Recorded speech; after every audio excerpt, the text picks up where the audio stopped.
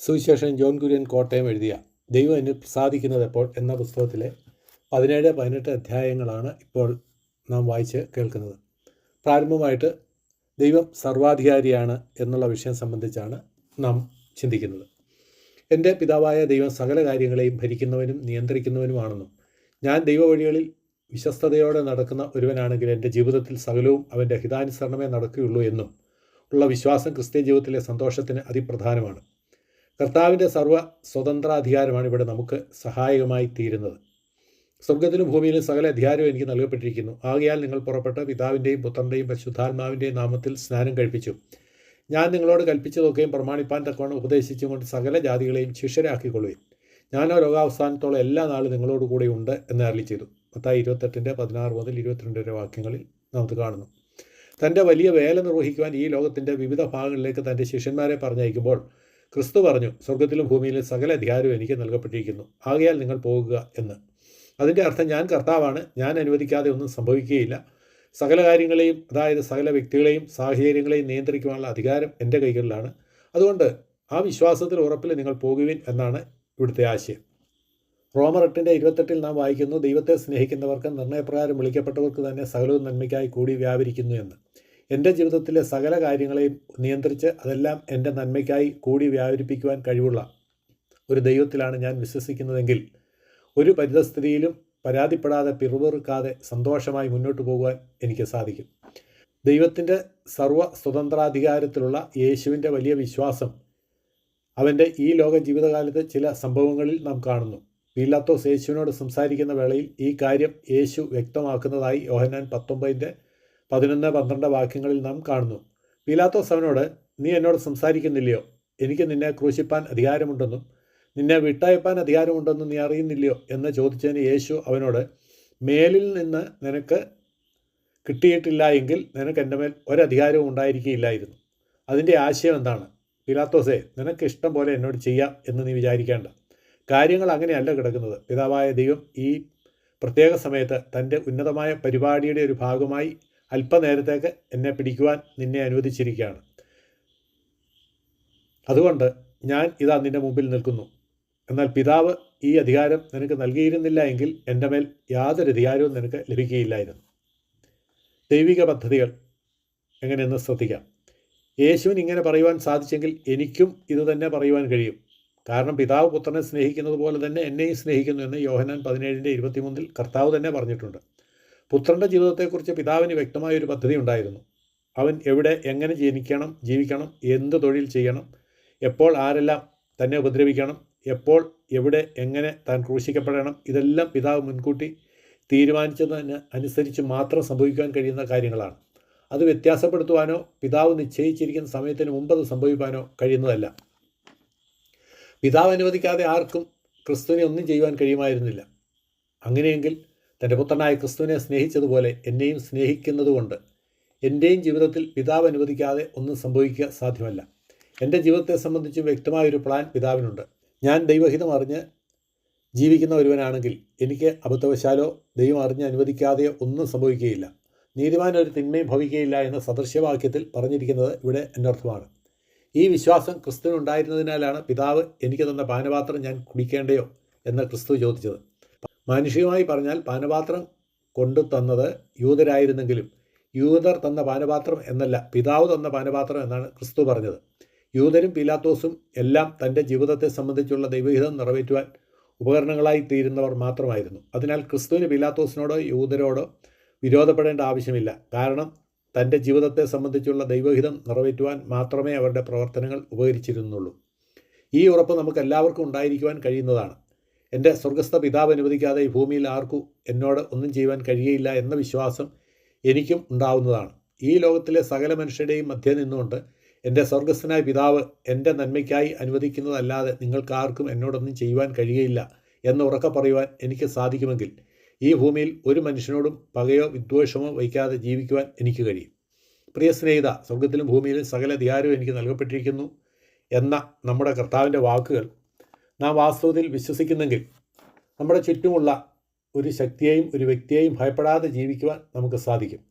സകലത്തെയും നിയന്ത്രിക്കുന്ന വലിയവനായ ദൈവം എൻ്റെ പിതാവാകിയാൽ യാതൊരു വ്യക്തിക്കും യാതൊരു കാര്യങ്ങൾക്കും എനിക്ക് ദോഷം വരുത്തുവാൻ കഴിയുകയില്ല എന്ന് നമുക്ക് ഉറയ്ക്കാം.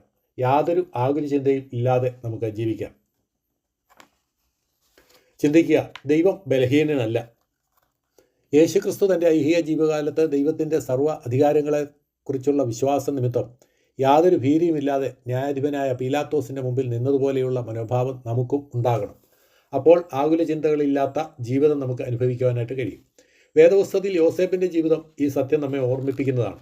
യോസേപ്പിൻ്റെ അസൂയാലുക്കളായ സഹോദരന്മാരുടെ പ്രവർത്തനവും പോത്തിഫറിൻ്റെ ഭാര്യയുടെ കുറ്റാരോപണവും എല്ലാം ദൈവത്തിൻ്റെ നിയന്ത്രണത്തിന് കീഴിൽ യോസേപ്പിനെ മിസ്രൈമിലെ പ്രധാനമന്ത്രിയാക്കുവാൻ സഹായകരമായത് എങ്ങനെയെന്ന് ഇതിനു മുമ്പ് നാം പഠിച്ചതാണല്ലോ. മറ്റുള്ളവർ തന്നോട് ചെയ്തത് തിന്മയ്ക്കായിട്ടാണെങ്കിലും ദൈവം അത് നന്മയ്ക്കായി തീർത്തതായിട്ട് തിരുവചനം യോസേപ്പിനെ സംബന്ധിച്ച് സാക്ഷ്യം പറയുന്നു. ദാവീദിൻ്റെ ജീവിതത്തിലെ ഒരു അനുഭവം നമുക്ക് നോക്കാം. 2 ശമൂവേൽ 16 അധ്യായത്തിൽ തൻ്റെ മകനായ അബ്ശാലോമിനാൽ ഓടിക്കപ്പെട്ടവനായി ദാവീദും അനുയായികളും കാട്ടിലേക്ക് പോകുമ്പോൾ ശിമെയി എന്നു പേരുള്ള ഒരുവൻ ദാവീദിനെ ശപിക്കുന്നതായി നാം വായിക്കുന്നു. അവൻ ദാവീദിനെയും രാജഭൃത്യന്മാരെയൊക്കെയും കല്ലുവാരി എറിഞ്ഞു. ജനവും വീരന്മാരുമെല്ലാം ഇടത്തും വലത്തുമായി നടക്കുകയായിരുന്നു. ശിമെയി ശപിച്ചുകൊണ്ട് ഇവണ്ണം പറഞ്ഞു: രക്തപാതക, നീച, പോ. ശൗൽ ഗ്രഹത്തിൻ്റെ രക്തം യഹോവ നിൻ്റെ മേൽ വരുത്തിയിരിക്കുന്നു. അവന് പകരമല്ലോ നീ രാജാവായത്. യഹോവ രാജത്വം നിൻ്റെ മകനായ അബ്ശാലോമിൻ്റെ കയ്യിൽ ഏൽപ്പിച്ചിരിക്കുന്നു.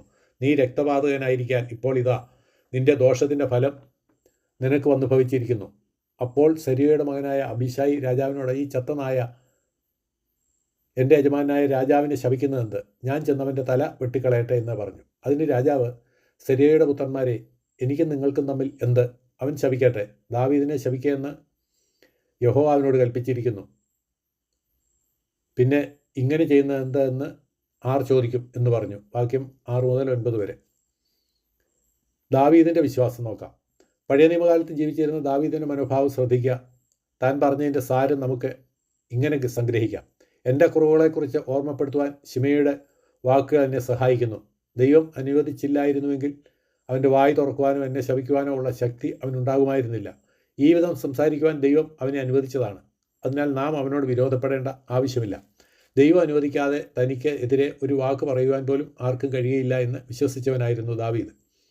ഈ പരിജ്ഞാനം നമുക്കുണ്ടെങ്കിൽ നമ്മുടെ ജീവിതത്തിലെ ഓരോ സാഹചര്യങ്ങളെയും നമ്മുടെ പാതയിൽ കടന്നു വരുന്നവരെയും വളരെ വ്യത്യസ്തമായ ഒരു നിലയിൽ കാണുവാൻ നമുക്ക് കഴിയും. റോമർ 8:28 വായിക്കുന്നത് പോലെ നാം ദൈവത്തെ സ്നേഹിക്കുന്നവരും അവൻ്റെ വഴികളിൽ നമുക്ക് ലഭിച്ചിരിക്കുന്ന വെളിച്ചമനുസരിച്ച് നടക്കുന്നവരുമാണെങ്കിൽ നന്മയ്ക്കായിട്ടല്ലാതെ നമുക്കൊന്നും ഭവിക്കുകയില്ലെന്ന് നമുക്ക് വിശ്വസിക്കാം. ഈ ബോധ്യം നമ്മുടെ അനുദിന പ്രായോഗിക ജീവിതത്തെ മുഴുവനായി വ്യത്യാസപ്പെടുത്തും. നമുക്കെതിരായി കുറ്റാരോപണം നടത്തുന്നവർ, ശല്യപ്പെടുത്തുന്ന അയൽക്കാർ, നമ്മോട് അസൂയപ്പെടുന്നവർ, നമ്മെ മുതലെടുക്കുവാനും ചൂഷണം ചെയ്യുവാനും ആഗ്രഹിക്കുന്നവർ, ഇവർക്കാർക്കും നമ്മോട് യാതൊരു ദോഷവും ചെയ്യുവാൻ കഴിയുകയില്ല എന്ന് നമുക്ക് ഉറയ്ക്കാം. നമ്മെക്കുറിച്ച് ഇല്ലാത്ത കാര്യങ്ങൾ പറഞ്ഞുണ്ടാക്കി നമുക്കെതിരെ പ്രവർത്തിക്കുന്നവർ, അതിനായി ദൈവം അവരെ അനുവദിച്ചതുകൊണ്ടാണ് അങ്ങനെ ചെയ്യുന്നതെന്ന് നമുക്ക് വിശ്വസിക്കാം. എൻ്റെ നന്മ ലക്ഷ്യമാക്കി അങ്ങനെ ഒരു കാര്യം സംഭവിക്കാൻ ദൈവം അനുവദിച്ചു എന്ന് വിശ്വസിച്ചാൽ ആ ദുഷ്പ്രചരണം നടത്തുന്നവരോട് എനിക്ക് വിരോധമുണ്ടാകുകയില്ല.